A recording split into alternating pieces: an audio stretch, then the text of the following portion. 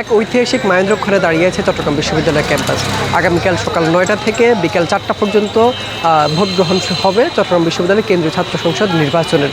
চাকসু নির্বাচন দীর্ঘ ৩৫ বছর পরে অনুষ্ঠিত হতে যাচ্ছে।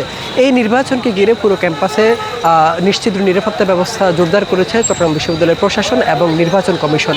নির্বাচন কমিশন ভোট কেন্দ্রকে সুষ্ঠু এবং সম্পূর্ণভাবে বিতর্কমুক্ত রাখতে প্রতিটি ভোট কেন্দ্রে স্থাপন করেছে সিসিটিভি ক্যামেরা।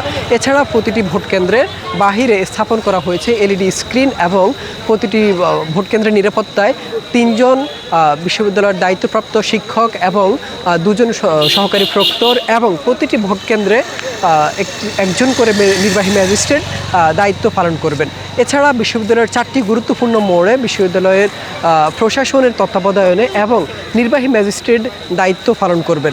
এছাড়া বিশ্ববিদ্যালয়ের প্রবেশপথে এবং বিশ্ববিদ্যালয়ের যাতে বহিরাগতরা ঢুকতে না পারে সে বিষয়টি নিশ্চিত করার জন্য প্রবেশপথগুলোতে কড়াকড়ি আরোপ করেছে বিশ্ববিদ্যালয়ের প্রশাসন।